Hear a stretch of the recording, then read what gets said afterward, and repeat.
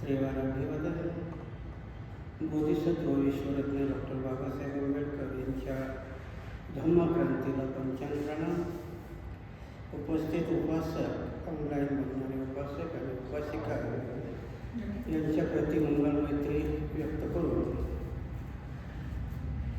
नेहमीप्रमाणे दर रविवारी विनय प्रश्नाचं वाचन आणि श्रवण आपण करत असतो.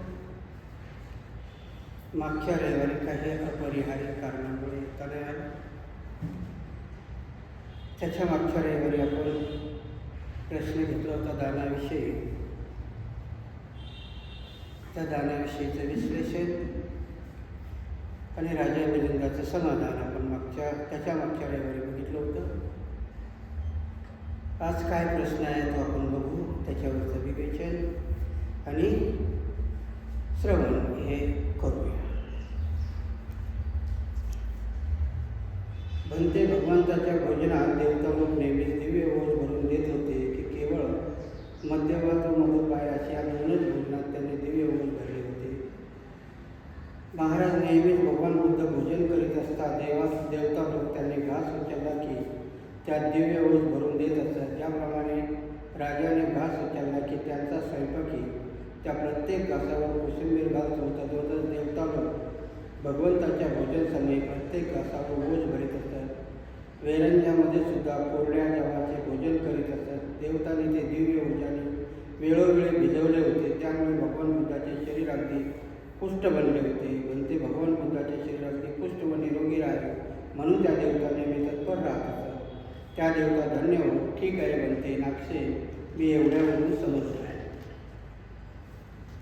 बनते नागसेन, तुम्ही लोक म्हणता की भगवान बुद्ध 4 असंख्य 1,00,000 कल्पापासून जगाचा उद्धार करण्यासाठी क्रमाक्रमाने आपल्या ज्ञानात वृद्धी करून शेवटी बुद्धत्वाचा लाभ करून सर्वज्ञ झाले. तथापि सर्वज्ञतेचा लाभ होता सर्व उपदेश करण्याकरिता कटिबद्ध न होता केवळ शांतीच्या आनंदात स्वस्थपणे मग्न राहणे असे त्यांना वाटू लागले. बनते नागसेन, जसा की एखाद्या लढवय्या सैनिक किंवा त्याचा शिष्य लढाईत न जाता अनेक दिवसपर्यंत लढाईचे डावपेच शिकून पूर्णपणे तयार होतात.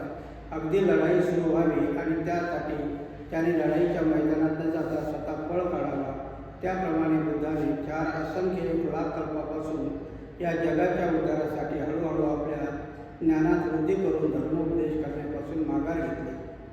बनते नागसेन, ज्याप्रमाणे एखादा कुस्तीबाज मल्ल किंवा त्याचा शिष्य अनेक दिवसापर्यंत कुस्तीचे सर्व डावपेच शिकून त्यात तो तरबेज व्हावा, पण ज्या दिवशी कुस्तीची दंगल असेल त्या दिवशी त्याने आखाड्यातून पलायन करावे. अगदी तसेच भगवान बुद्धाने 4 असंख्य 1,00,000 कल्पापासून या जगताच्या उद्धारासाठी क्रमाक्रमाने आपल्या ज्ञानाची वृद्धी करून शेवटी बुद्धत्व प्राप्त करून सर्वज्ञतेचा लाभ होता धर्मोपदेशाच्या आखाड्यातून पलायन केले. बनते नागसेन, याप्रमाणे भगवान बुद्ध भयभीत झाल्यामुळे असे पळून जाऊ इच्छित होते की आपण लोकांना आपल्या उपदेशाने समजू शकत नाही किंवा आपल्या कमजोऱ्या आहेत, तेव्हा लोकांना काय उपदेश करावा असे वाटून की यथार्थाने त्यांना सर्वज्ञतेचा लाभ झाला नव्हता. त्यामुळे त्यांनी धर्मोपदेश करण्यापासून माघार घेतली होती. त्यातील खरे कारण कोणते हे कृपया समजावून सांगावे अशी माझ्या शंकेची निरसन करावे. बनते, जर बुद्धाने 4 असंख्य 1,00,000 कल्पापासून क्रमाक्रमाने आपल्या ज्ञानाची वृद्धी करून शेवटी बुद्धत्वाची प्राप्ती करून सर्वज्ञता संपादन केली हे खरे असेल तर सर्वज्ञता संपादन करता धर्मोपदेश करावयाचा सोडून शांतपणे स्वस्थ राहण्याचे विचार त्यांच्या मनात आले असे म्हणणे योग्य वाटत नाही. आणि जर सर्वज्ञ बुद्ध झाल्यानंतर धर्मोपदेश न करता शांतपणे कालक्रमण करीत राहण्याचे विचार मनात आले होते हे खरे मानावे, तर भगवान बुद्धाने 4 असंख्य 1,00,000 कल्पापासून या जगाच्या उद्धारासाठी क्रमाक्रमाने आपल्या ज्ञानाचा विकास करून शेवटी बुद्धत्व प्राप्त करून सर्वज्ञ झाले असे म्हणणे संयुक्तिक वाटत नाही. कृपा करून हे पुढे सोडवून दाखवा. लक्षात आलं असेल तुमच्या. क्रमाक्रमाने राजा मिलिंदांनी हा विचारलेला प्रश्न आहे आणि आजही शिकल्या सवरलेल्या लोकांच्या मनामध्ये तोच प्रश्न येतो. आपण जर पहिला सिक्वेन्स बघितला तर भगवान बुद्धाने काय केलेलं आहे की भगवान बुद्ध राजवाडा सोडून निघून जातात. का निघून जातात तर त्यांना प्रश्न सतावतात की माणसाच्या आयुष्यामध्ये दुःख का आहे. आणि मग ते सोडवण्याकरता, त्याचं उत्तर शोधण्याकरता भगवान बुद्ध वैराग्य घेतात आणि आपला राजमहाल सोडून निघून जातात. त्यावेळच्या असणाऱ्या संकल्पना की कुठलंही ज्ञान प्राप्त करायचं असेल, सिद्धी प्राप्त करायची असेल तर काय केलं पाहिजे तर त्यावेळेचे काही ठोक काढले होते. आणि म्हणून ते क्रमाक्रमाने वेगवेगळ्या मठामध्ये किंवा वेगवेगळ्या गुरुकडे ते जातात, वेगवेगळ्या सिद्धी प्राप्त करतात, परंतु ते अंतिम सत्य असतं ते काही त्यांना समाधान देत नाही. प्रश्न कसा आहे बघा. आणि जेव्हा भगवान बुद्ध निरंजना नदीच्या तीरावरती येतात, खूप काही तपश्चर्या केलेली असते, वेगवेगळ्या शरीराला त्रास दिलेला असतो, परंतु जे पाहिजे ते सापडत नाही. आणि मग ते नाराज होतात की एवढं करून 6 वर्षाची तपश्चर्या आहे. आणि मग ते विचार करतात की नाही, हे असं करून काही बुद्धत्व सापडणार नाही किंवा बोधी सापडणार नाही. आणि मग त्यावेळेस शरीराला त्रास देण्याचा सोडून देऊन त्याच रात्री सुजाताने दिलेली खीर ग्रहण करतात. आणि मग संकल्प करून त्या वृक्षाखाली बसतात आणि म्हणतात की आता मी इथे माझा अंत झाला तरी चालेल, परंतु मला बुद्धत्व प्राप्त झाल्याशिवाय मी उठणार नाही. बुद्धत्व प्राप्त झालं त्या रात्री त्यांना बुद्धत्व प्राप्त होतं, त्याचं वर्णन त्रिपिटकामध्ये आहे. त्याच्यावरती आपण चर्चा करायला गेलो तर खूप वेळ जाईल, पण थोडक्यात सांगतो की जेव्हा बुद्धाला बुद्धत्व प्राप्त होतं म्हणजे नेमकं काय होतं तर पहिल्या प्रहरी त्यांना 5 स्वप्न पडलेली आहेत. आणि त्या स्वप्नाच्या नंतर पहिल्या प्रहारामध्ये त्यांना बोधित्व प्राप्त होतं, म्हणजे त्यांना त्यांच्या पूर्वजन्माचं ज्ञान. आणि पूर्वजन्माचं ज्ञान होतं तेव्हा त्यांना कळतं की 1,00,000 असंख्य कल्प त्यांनी जन्म घेतलेले. किती लाख कल्प घेतलेले? 1,00,000 असंख्य कल्प. कल्पाची व्याख्या मला वाटते मागे मी इथे सांगितलेलीच आहे की कल्प त्याला म्हणतात की 1 योजन लंबा, 1 योजन रुंदा, 1 योजन खोल खड्डा खोदायचा, त्याच्यामध्ये राई भरायची आणि 100 वर्ष झाल्यानंतर एक राई उचलायची, म्हणजे त्यांचा 1 दिवस होतो. काय होतो?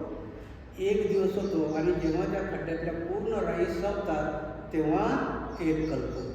मग आता तुम्ही त्याचा अंदाज बांधा की किती वर्षाचा 1 कल्प असेल. असे 1,00,000 असंख्य कल्प जन्म घेतल्यानंतर आणि त्या प्रत्येक जन्मामध्ये पारमिता पूर्ण करल्यानंतर बुद्धत्व प्राप्त होतं. असं बुद्धाला कधी कळतं? त्या पहिल्या प्रहारामध्ये त्यांना मागचे पूर्ण जन्म ते बघतात. दुसऱ्या प्रहारामध्ये त्यांना कार्यकारण भावाचा सिद्धांत लागतो की माणसाचं दुःख काय, या 4 आर्य सत्य सापडतात.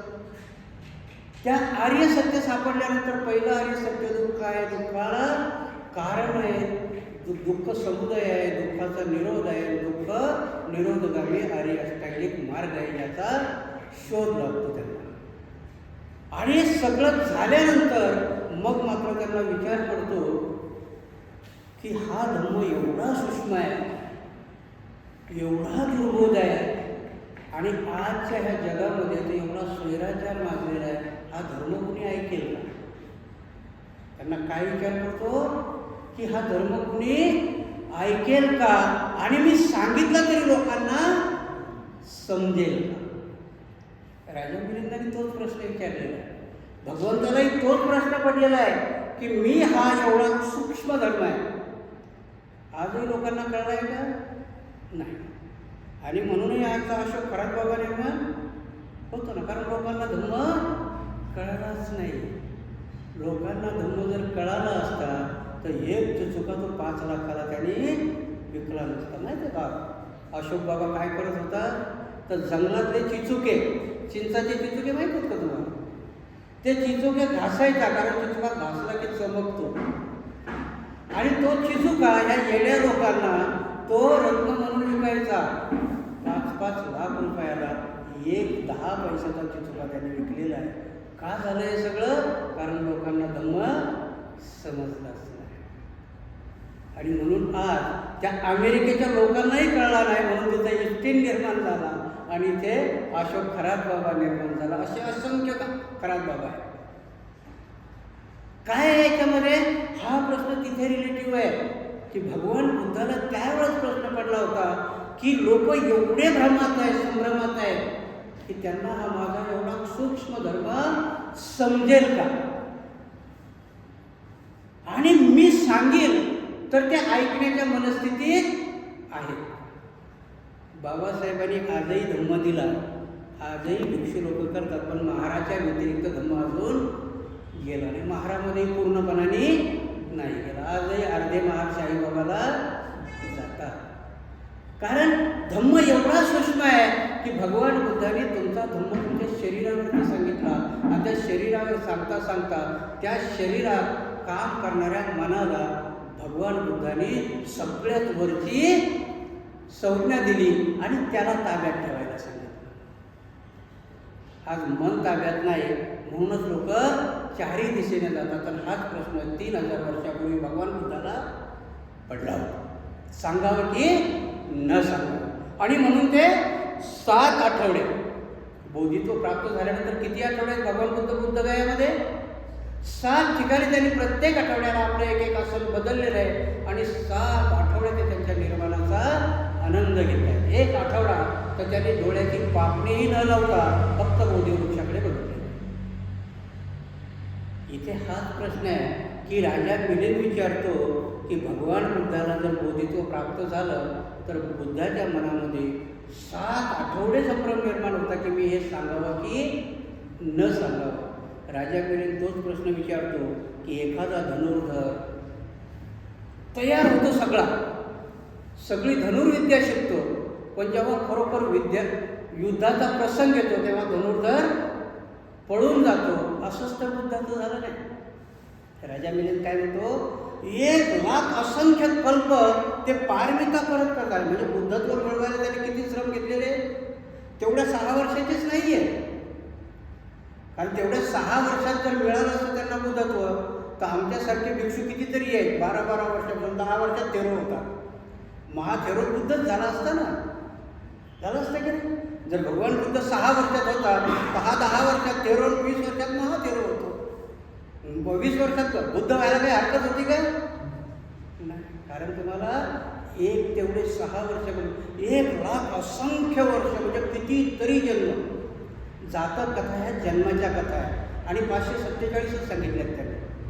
भगवान बुद्ध म्हणतात की तुम्हीही ह्या पृथ्वीवरती 1 इंचही जागा अशी नाही की तिच्या 7 थरापर्यंत कुणी ना कुणी गाडलं गेलं. 1 इंचही जागा. आपण जिथे बसलो, मी ह्या टेबलाच्या इथे बसलो, याच्या 7 थरापर्यंत खाली कितीतरी लोकांचे मृत्यूदेह गाडले. एवढे असंख्य कल्प विज्ञानाने शोध लावला की नाही? पृथ्वी निर्माण झाल्याला विज्ञानाने तुमचं 4,000 करोड वर्ष सांगतो. ही पृथ्वी ब्रह्मांड म्हणजे जे आकाशगंगा निर्माण झालं त्याला 4,000 करोड वर्ष तुमचं विज्ञान सांगतं. 70 लाख वर्ष ह्या पृथ्वीवरती ह्युमन बीइंग म्हणजे जीव निर्माण झाला, हे तुमचं विज्ञान सांगतं. भगवान बुद्ध त्याला कल्पामध्ये सांगतात. भगवान बुद्ध काय सांगतात की असंख्य कल्प. 70 लाख वर्षामध्ये विचार करा बरं, आपल्या किती पिढ्या येऊन गेल्या असतील? आपला मूळचा सांगा, डोंगरेचा मूळचा माणूस कोण असेल, दाभाडेचा मूळचा माणूस कोण असेल, आणि या सगळ्याचा मूळ एक असेल की नाही? त्याला कल्प सांगतात. भगवान बुद्ध 1,00,000 असंख्य कल्प जन्म घेतले आणि तिथून ते पारमिता करत आले. त्या जातक कथामध्ये नुसते मानवाचे जन्म नाही, हत्तीचा आहे, माकडाचा आहे, सापाचा आहे, मुंसाचा आहे, असे प्रत्येक जन्म भगवान बुद्धाने घेतलेले. त्यांनी घेतले तर आपणही घेतले, कारण आपण तर अजून परिपूर्ण झालो नाही. आणि मग एवढे असंख्य वर्ष जन्म घेत घेत पारमिता पूर्ण करण्यात कशाकरता? तर बुद्धत्व प्राप्त करण्याकरता. निर्वाण नाही, अनंत नाही. निर्वाण अनंत बरेच लोक झाले. सम्यक संबुद्ध होणं हे खूप दुर्मिळ आहे. आणि म्हणून महायानामध्ये संकल्पना आली बोधी सत्व. अनंत झाला म्हणजे परत जन्म नाही. जो अनंत होतो तो काही बुद्ध होत नाही. बुद्ध कोण होतो? की जो बोधिसत्व असतो. म्हणून महायानामध्ये ती संकल्पना आली की अरहंत आणि निर्वाण पद जो नाकारतो, कशा करता नाकारतो? बुद्ध होण्याकरता. आणि म्हणून असे बोधिसत्व किती आहेत? असंख्य बोधिसत्व. तुम्ही जर कारण त्रिपिटक आणि हे 3 संप्रदाय प्रमुख आहेत बौद्ध, महायान, हिनायान आणि वज्रयान. त्या 3 याच्या संकल्पना, त्याच्यामध्ये बोधिसत्व म्हणजे हे बुद्धाचं बीज असतं. त्याच्यामध्ये अवलोकितेश्वर असेल, मनुश्री असेल, भगवान बुद्धत्व प्राप्त करण्याकरता म्हणून बाबासाहेबाला 6व्या संहितेमध्ये बोधिसत्व ही पदवी दिली. कारण का? ते निर्वाण नाकारतात, निर्वाणाच्या पलीकडे ते गेलेले असतात. आणि का नाकारतात? तर ह्या पृथ्वीवरती किंवा या जगामध्ये शेवटच्या माणसाला सुख प्राप्त करून देण्याकरता त्याने निर्वाण नाकारलेलं असतं. राजा मिलिंद हाच प्रश्न विचारतो की असंख्य कल्पवर्ष जन्म घेतल्यानंतर भगवान बुद्धाला बुद्धत्व प्राप्त होतं, पण बुद्ध मात्र उपदेश द्यायला तयार नाही. कारण बुद्धाचं काम काय? अरहंताचं काम आहे स्वतःला निर्वाण पद प्राप्त करून घेणं. ह्या दुःखाच्या आणि दुःखाची बुद्धाने दुःखाची व्याख्या काय केली आहे? जाती, जरा, मरण, जन्म, वृद्धत्व, रोग आणि मरण, ह्या 4 गोष्टी बुद्धाने दुःख सांगितले. आता आपण दुःख म्हणजे जन्माला दुःख मानतो का? दुःखाच्या जन्माच्या दिवशी पेढे वाटता ना तुम्ही, बुद्ध दुःख सांगतात त्याला. जन्माला बुद्ध काय सांगतात? दुःख आहे. जन्माला आला तर काही ना काही तुम्हाला रोग होणं अवश्य आहे, म्हातारपण येणं अवश्य आहे आणि मृत्यूही अटळ आहे. म्हणून हे 4 दुःख सांगितले. आणि म्हणून भगवान बुद्धाला ज्ञान प्राप्ती झाल्यानंतर पहिलं हे आर्य सत्य सापडले. जे 4 आर्य सत्य सापडले त्याच्यावर भगवंताने विचार केले. आणि त्याचाच प्रश्न राजा मिलिंदाने विचारला की एवढी मेहनत आहे, असंख्य कल्पपर्यंत जन्म घेतले, कशा करता? बुद्धत्व प्राप्त करण्याकरता. आणि बुद्धत्व कशाला प्राप्त करायचं होतं? तर जगातलं दुःख नष्ट करण्याकरता. साधं परत उदाहरण सांगतो मी तुम्हाला. त्या असंख्य कल्पाचं जाऊ, माणूस जन्माला आला, पहिले 7 वर्ष त्याला काही माहिती नसतं ना. पहिले 7 वर्ष तो अजान असतो. त्याच्या बुद्धीला कुठलाही, तुमच्या बुद्धीला चालना तुमची परिस्थिती म्हणजे तुमच्या आई वडिलांनी हे देत असतात. पण 7व्या वर्षापासून तुमची बुद्धी संकल्पित व्हायला लागते आणि मग ती ध्येय ठरवते. पहिल्या वर्गात जेव्हा तुम्हाला ॲडमिशन दिलं जातं तेव्हा अ ब क ड हे शिकवलं जातं. प्रत्येक गोष्टीचं शिक्षण दिलं जातं. ही सुरुवात असते आणि हळूहळू माणूस हा एका सिद्धांताकडे म्हणजे एका ध्येयाकडे प्रेरित होतो. मग आमचं ध्येय, लास्टचं ध्येय काय असतं? मी शिकणार, ग्रॅज्युएट होणार, शक्य झालं तर PhD करणार, प्रोफेसर होणार, काहीला UPSC MPSC होणार, त्याच्यानंतर लग्न करणार, सुंदर बायको मिळवणार, बंगला बांधणार, गाडी घेणार आणि मरून जाणार. आमचा संकल्प कुठे पोहोचतो? तिथे पोहोचतो. भगवान बुद्धाचा संकल्प काय होता? असंख्य कल्प जन्म घेत लास्ट होतं की ह्या जगाचं दुःख मी कसं नष्ट करणार.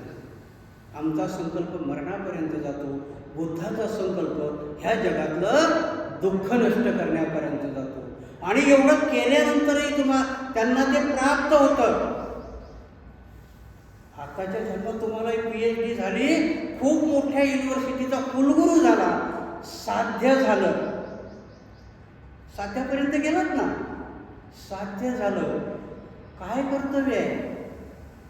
कुलगुरू झाला तर त्या कुलगुरूचं माझ्या विद्यापीठामध्ये शिक्षण देणारे विषय हे परफेक्टपणाने मी किती विद्यार्थी निर्माण करतो आणि ते जगाच्या कल्याणाकरता काय काम करतात, ते कुलगुरूचं ध्येय असावं की नाही? बुद्धाचंही ध्येय ते असायला पाहिजे होते. त्याच्याच करता त्यांनी असंख्य कल्पजन्म घेतलेले आहेत. राजा मिलिंद हाच प्रश्न विचारतो की एवढी मेहनत घेतली, साध्यही झालं आणि तरीही बुद्ध संभ्रमात गेले,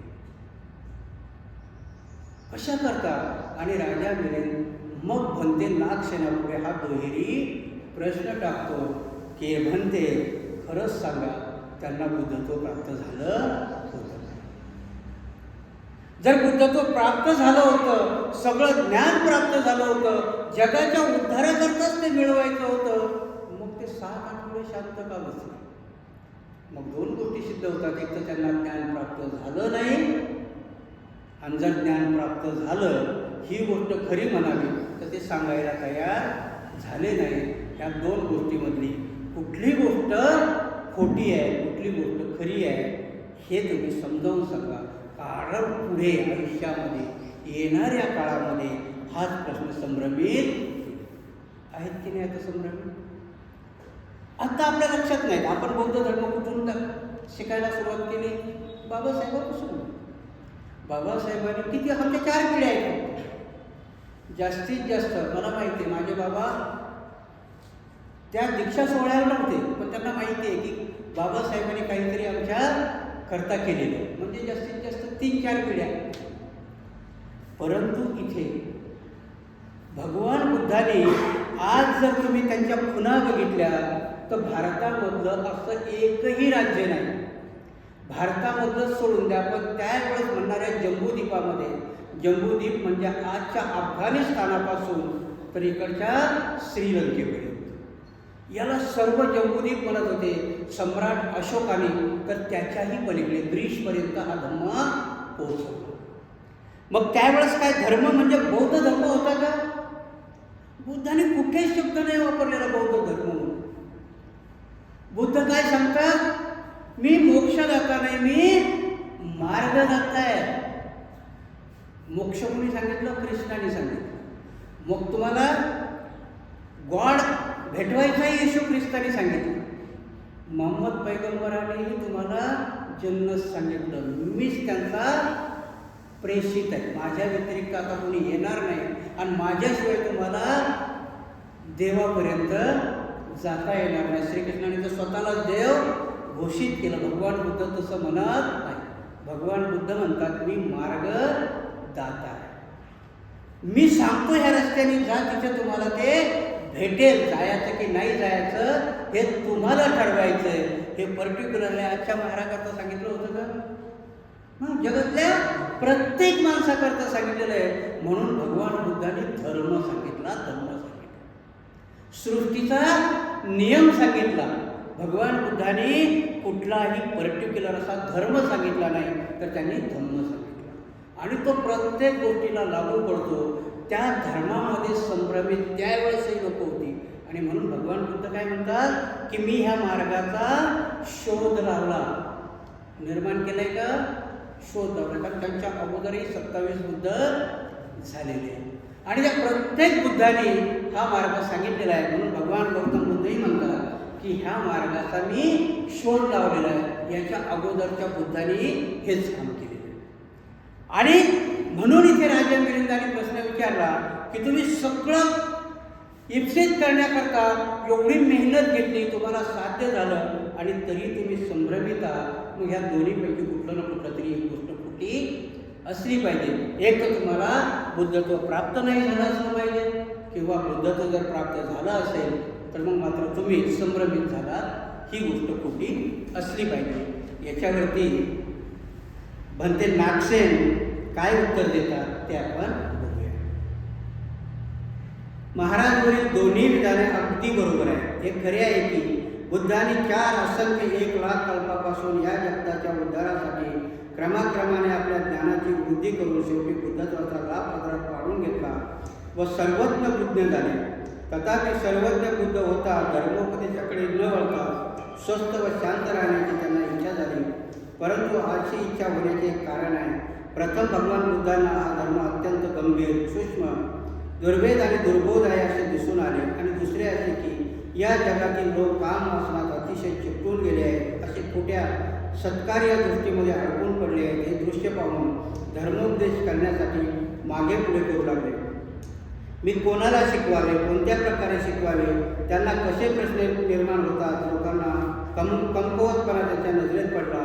म्हणून त्यांनी धर्मोपदेश करण्यापासून माघार घेतली. महाराज कोणी एक वैद्य आजाराने जर्जर झालेल्या बिमाराला पाहून असा विचार करतो की कोणत्या उपायाने व कोणत्या औषधाने याचा आजार दूर होईल. त्याचप्रमाणे प्रथम भगवान बुद्धांना आपला धर्म अत्यंत गंभीर व दुर्बोध वाटला आणि दुसरे असे की काम वासनाच्या कैपात मस्त असलेल्या लोकांना खोट्या मिथ्या दृष्टीचे शिकारी बनलेले पाहून धर्मोपदेश करण्यासाठी त्यांचे मन मागे पुढे करू लागले. अशा अवस्थेत मी कोणाला शिकवावे, कसे शिकवावे, शेवटी लोकांचा कमवतपणा त्यांच्या नजरेत पडला. आणि म्हणते नागसेनी ते त्यांना सांगतात की महाराज हे दोन्ही प्रश्न सत्य आहेत, परंतु जेव्हा भगवान बुद्धाला बोधित्व प्राप्त झालं ते सर्वज्ञ झाले. क्रम लक्षात घ्या तुम्ही की भगवान बुद्ध सुरुवातीला कपिलाच्या आश्रमात गेलेले. कपिलाने भगवान बुद्धाला आपल्या समकक्ष असण्यावर बसून शिकवलेले. भगवान बुद्ध त्या कपिलाकडे जेवढी विद्या होती तेवढी विद्या शिकतात आणि परत कपिलाला विचारतात की मला अजून जे पाहिजे ते मिळालं नाही, याच्या पुढे तुझ्याकडे काही आहे का? कपिल म्हणतो नाही, माझ्याकडे एवढंच आहे. म्हणजे 5 ध्यानापर्यंत तिथे शिकले होते. त्याच्यानंतर भगवंत अजून दुसऱ्याकडे जातात, 8 ध्यानापर्यंत शिकतात, परंतु तिथेही भगवान बुद्धाचं समाधान होत नाही. समाधान म्हणजे त्यांना जे दुःखाचं निवारण पाहिजे होतं ते मिळत नाही आणि भगवान बुद्ध तिथेही जे पाहिजे ते मिळत नाही. त्या गुरुला विचारतात अजून याच्या पुढे काही आहे का तुझ्याकडे शिकवायला? तो म्हणतो नाही, एवढंच आहे माझ्याकडे. आणि मग जेव्हा कुठलाही गुरु न करता ते स्वयंभूपणाने बसतात, विपश्यनेच्या मार्गाने जेव्हा त्यांना बोधित्व प्राप्त होते तेव्हा त्यांचे लख डोळे उघडतात. कपिलाचं ध्यान करतात ते, ज्याच्याकडे मी गेलो होतो सांगण्यासारखे कोण आहे की ज्याच्याकडे मी 5 ध्यानापर्यंत शिकलो त्याला एखाद्या साधन समजेल. त्यांच्या त्या अंतर्गत चक्षुरी बोलतात तर कपिलवरती गेलेले, अजित केश कंपनीही गेलेले आहे. ज्याच्याकडे ते शिकले ते सर्व गेलेले आहेत. आणि मग हा एवढा सूक्ष्म धर्म कोणाला समजेल? सांगितल्यावर कोणाला समजेल? ते संभ्रमात आहे की समजणार नाही, कारण एवढे आजही आहे. किती संभ्रमित लोक आहेत. आज 70 वर्षाचा कालावधी जातो. बाबासाहेबांनी आम्हाला दीक्षा दिली, भिक्षुही निर्माण झाले, परंतु आज ह्या जगातला सोडा, भारतातला सोडा, महाराष्ट्रातलाही म्हणून द्या, औरंगाबाद जिल्ह्यातला तरी संभ्रमाने दूर केला आहे, नाही केला ना. भगवान बुद्धाचा हा एवढा शुद्ध मार्ग. भगवान बुद्ध सांगतात हा एकच मार्ग आहे तुम्हाला. मोक्ष म्हणा, निर्वाण म्हणा, शांती म्हणा, सुख म्हणा, जे काय मिळवायचं असेल त्याच्याकरता हा एकमेव मार्ग आहे, दुसरा मार्ग नाही. त्याच्यावरती महायान पंथाचं महायान होता तुमचं हिंदूयान कधी झालं? आणि मग त्यांनी मात्र 33 कोटी देव निर्माण करून सगळे मार्ग म्हणे एकाच ठिकाणी येतात. भगवान बुद्धांनी सांगितलं नाही, एकच मार्ग आहे. निर्वाण मिळवण्याकरता एकच मार्ग आहे, हा समजेल का? त्याने खूप विचार केला की एवढी लोक संभ्रमित आहे, एवढी भ्रमित आहे. आजही तुम्हाला भ्रम काढण्याकरता तुमच्याकडे एक उदाहरण आलं. आसाराम बापू काढला, जेलात टाकला. लोक सुधारायला पाहिजे होते की नाही? सुधारली का नाही सुधारली? आपण म्हणतो एक जर पुढच्याला ठेच लागली की मागच्यानी शहाणं व्हावं. एवढ्या ठेचा लागल्या तरी भारतातले लोक शहाणे होतात का नाही शहाणे होत? कारण सांगणारे बुद्ध नाही आणि ऐकणारे तर संभ्रमित आहेत. हाच प्रश्न बुद्धाच्या पुढे होता त्यावेळेस. मी सांगायला जरी गेलो तरी पुढचे ऐकतील का? हा एवढा धर्मश्रेष्ठ. आजही तुम्ही विचार करा, जर खरा मी धर्म, इथं तुम्हाला थोडंसं मनोरंजन करून सांगतोय म्हणून तुम्ही 7-8 लोक तरी बसला, पण मी खरा धर्म सांगायला गेलो तर तुम्ही सगळे जपा. कळेल का कोणाला? नामरूप आहे, स्कंद आहे, तुमच्या शरीरामध्ये अष्टकलापापासून परमाणूने निर्माण झालेला तुमचा देह आहे. याच्यावर सांगायला गेलो तर तुमच्याकडे तुकाराम महाराजासाठी काय लागतील का? कारण का धम्म एवढा सूक्ष्म आहे आणि एवढा कठीण आहे की तो बुद्धीला न झेपणारा आहे.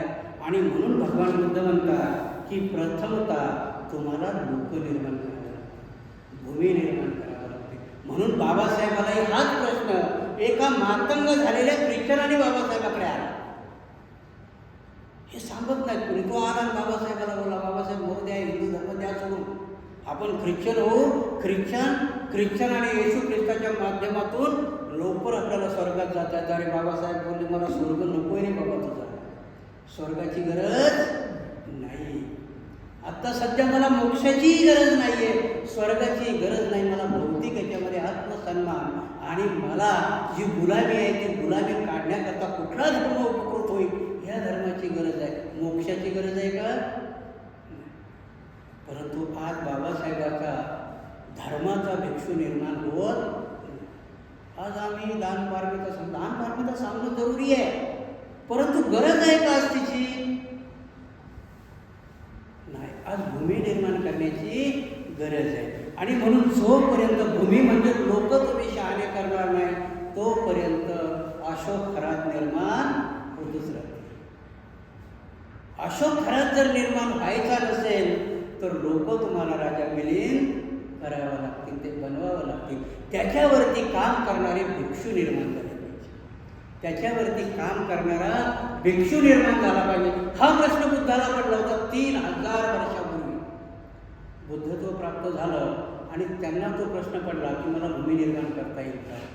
आणि मग तिथे भलते नागसेन कोणाला समजावून सांगतात, थोडंसं डोक्यात घ्या प्रश्न. लगेच वरवरच्या याने तुम्ही जर विचार केला तर मग मात्र या प्रश्नाचं गांभीर्य समजणार नाही. भलते नागसेन काय सांगतात की हा प्रश्न बुद्धालाही पडला होता की ह्या लोकांना समजावता येईल की नाही. मग बुद्धाला कोण विनंती करतं?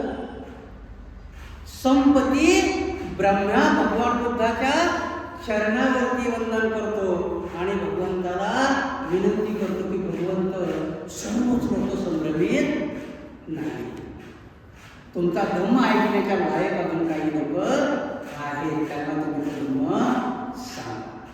आणि मग भगवान बुद्ध आपल्या अंतर्गत चष्मोनी बघतात आणि एक पंचवर्गीय भिक्षू त्यांना कोण दिसतात? पंचवर्गीय भिक्षू, जे त्यांच्यासोबतच होते. त्यांनी सुद्धा खीर खाल्ली म्हणून त्यांना वाळीत टाकून ते निघून गेले होते की आता गौतम भ्रष्ट. आणि भगवान बुद्ध तिथे सांगतात, बाबासाहेबांनी तेच सांगितलं होतं की तुम्हाला धर्म कोणाला सांगायचा आहे? शिकल्या सवरल्या माणसाला. भगवान बुद्धांनी पंचवर्गीयाला सांगितला, बाबासाहेब सांगतात शिकल्या सवरलेला तुमचं धर्म सांगा. आज शिकला सवरलेला धर्म ऐकण्याच्या मनस्थितीत नाही. मग सोडून द्यायचं का? भगवान बुद्धासारखे भिक्षूला ज्ञानचक्षू आहेत का? नाही.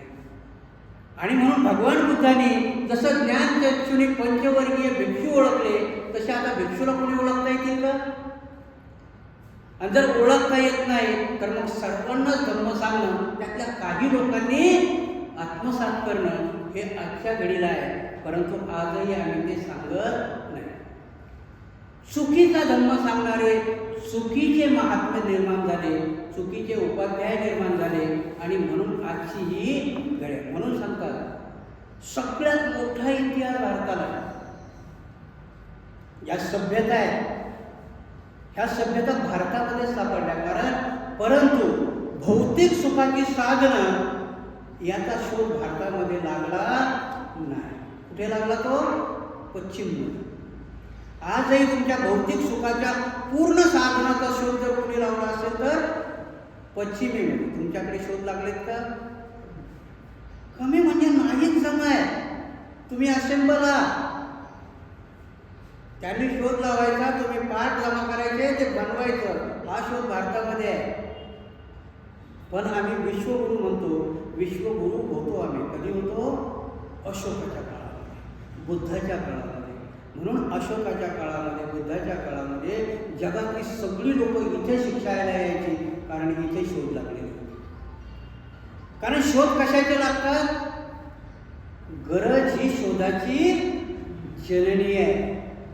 जिथे जिथे गरज होती, त्यावेळेस अध्यात्माची गरज होती, त्यावेळेस त्या माणसाला विमानाची गरज नव्हती. त्यावेळेस त्या माणसाला संभ्रम होता की माणूस मरतो का, माणसाला रोग होतो का, माणसाला म्हातारपण येतं का. तो शोध बुद्धाने लावला. जाती जरा मरण महापरिवर्तन. इथे शोध आणि म्हणून इथे बुद्ध भंते नागसेन सांगतात की जेव्हा भगवान बुद्धाला हा प्रश्न पडतो की हा धर्म मी सांगायचा कोणाला, तेव्हा पंचवर्गीय भिक्षू दिसतात. आणि दुसरी शेवटची गोष्ट आहे की भगवान बुद्ध तेव्हा धर्म सांगतात, कारण त्यावेळेचा माणूस कोणाला पूजत होता, तर ब्रह्माला पूजत होता. कोणाला पूजत होता? ब्रह्माला. आणि त्याच ब्रह्माने भगवान बुद्धाच्या चरणावरती हात जोडून विनंती केलेली आहे. म्हणजे सगळे लोक बघतात की ज्यांना आम्ही परम म्हणत होतो तो बुद्धाला विनंती करतो. ज्याला आम्ही परम म्हणतो, सर्वश्रेष्ठ म्हणतो, आखरी सत्य म्हणतो, तो सहमपती ब्रह्म्या भगवान बुद्धाला विनंती करतो की बुद्ध आता तुम्ही धम्म सांगितला पाहिजे. आणि म्हणते नागसेनच्या राजा मिलिंदाला सांगतात की ही फक्त भगवान गौतम बुद्धानेच क्रिया केलेली आहे का? नाही, 27 बुद्धांनी हीच क्रिया केलेली आहे की जोपर्यंत सहमपती ब्रह्म्या विनंती करत नाही तोपर्यंत भगवान बुद्धाने त्यांचा धम्म सांगितलेला नाही. आणि त्याचीच क्रिया त्यांनी भिक्षूला सांगितलेली आहे.